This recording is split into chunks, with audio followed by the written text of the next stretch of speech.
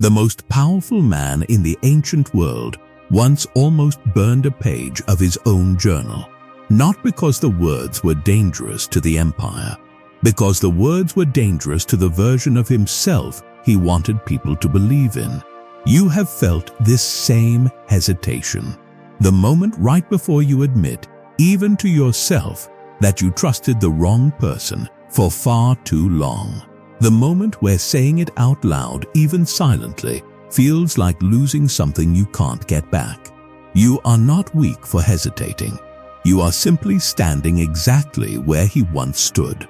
Historians who studied his private writings noticed something strange about one particular entry. The handwriting changes. The sentences shorten. There are gaps where words were clearly crossed out and rewritten. This was not the calm, composed emperor the world saw in public. This was a man forcing himself to admit something he had spent years avoiding, that the wisdom he was famous for had not come cheap. It had been paid for, in full, by pain he never wanted to repeat. What you are about to hear is not a lecture extracted from his philosophy. It is closer to a confession he almost didn't leave behind. Stay until the fourth admission. It is the one his handwriting nearly stops completely. Whatever happened to make him almost erase it is the same thing that is happening to you right now, and you don't yet have the language for it. The first admission, he writes that he mistook usefulness for loyalty, and it nearly cost him his empire. There were men around him who served brilliantly, who anticipated his needs, who made themselves indispensable in every visible way. He trusted their closeness as evidence of devotion. But devotion and usefulness are not the same currency, and he learned this only when one of those men aligned with a plot, the moment his own position became more valuable than his continued loyalty. Marcus Aurelius later wrote that he had confused being needed with being trusted, and that the two had nothing to do with each other. This is not a flaw unique to an emperor. It is the same mistake you make every time someone's helpfulness convinces you they could never hurt you. The second admission, the longer someone stays silent about something, the closer they already are to leaving. He wrote about a friendship that ended without warning, or so it appeared. Looking back, he realized the warning had been there for months, disguised as distance he chose not to examine, a reduced eagerness to speak, shorter replies, a presence that had quietly become absence long before the actual goodbye.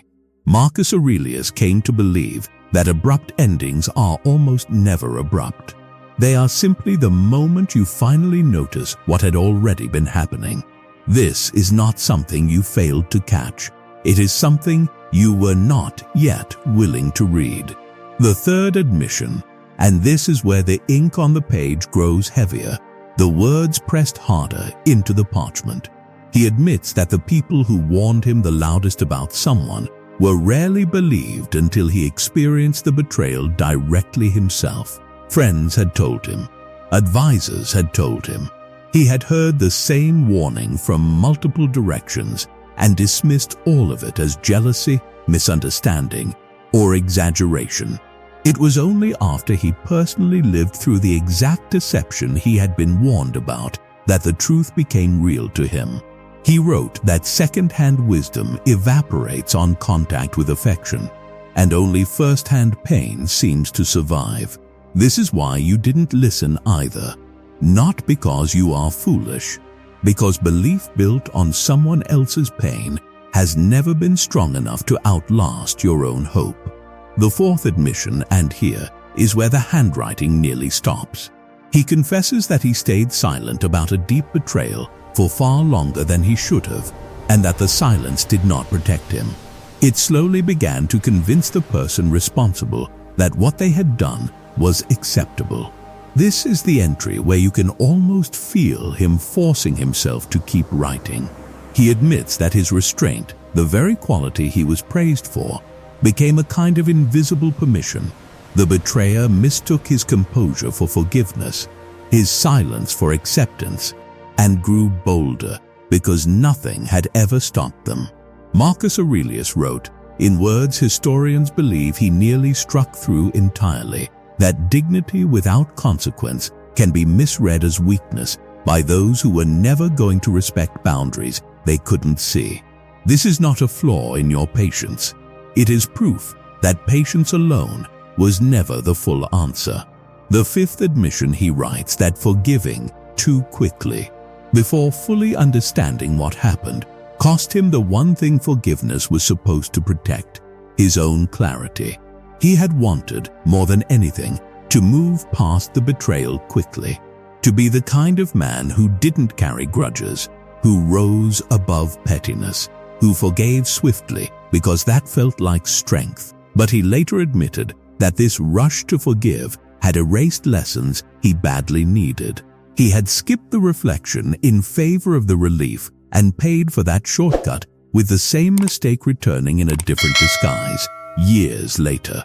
Premature forgiveness, he wrote, is sometimes simply fear wearing the costume of grace. This is not about becoming bitter.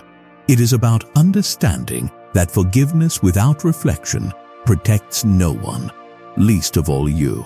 The sixth admission, the final lines of this entry, are the steadiest, as if writing through the first five had finally given him the distance to see clearly. He writes that none of these failures were really about the people who hurt him. They were about the years he spent assuming pain would teach him gently, when in truth pain only ever teaches once and brutally, before it expects you to already know better. He closes this private entry with something close to gratitude, strange as that sounds, not for the betrayals themselves, but for the fact that each one finally forced a lesson he had been avoiding in gentler forms for years. The ink steadies. The handwriting returns to its usual measured calm. Whatever this cost him, it clearly also gave him something he considered worth the price.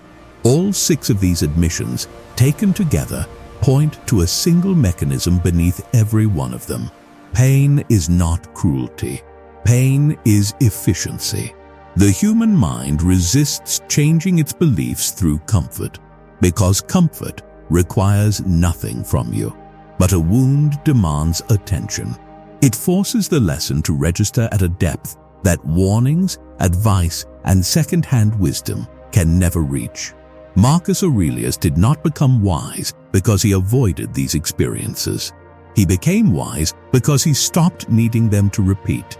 The empire he ruled taught him that lesson learned once fully beats wisdom collected second-hand 100 times over.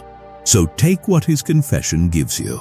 First, stop measuring loyalty by usefulness and start measuring it by what someone does when your usefulness to them disappears. Second, treat sudden silence as information you are choosing to ignore, not as peace you are imagining. Third, let your own experience outrank everyone else's warnings, but don't wait for the experience to arrive before you start paying attention. Fourth, understand that unaddressed disrespect is not dignity. It is quiet permission. Fifth, reflect fully before you forgive, because forgiveness without understanding protects no one. The goal is not to become hardened by what you've survived. The goal is to never need the same lesson delivered twice. Weak minds wait for pain to repeat itself before they finally listen. Strong minds extract the full lesson the first time, even when it costs more than they wanted to pay. He almost didn't write this entry, and if he hadn't, the world would have remembered only the composed emperor, never the man who was once nearly destroyed by his own blind trust. Some lessons only get one honest telling.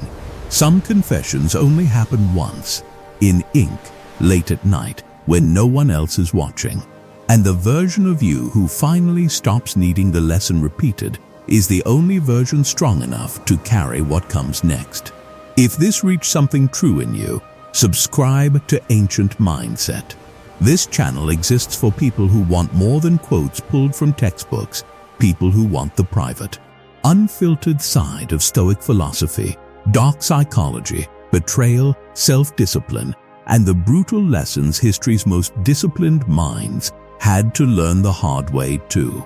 Marcus Aurelius did not write his private thoughts to be admired from a distance. He wrote them so that someone, centuries later, might read them and finally stop paying for the same lesson twice. Understanding this is not pessimism. It is the protection he never had the chance to give himself in time.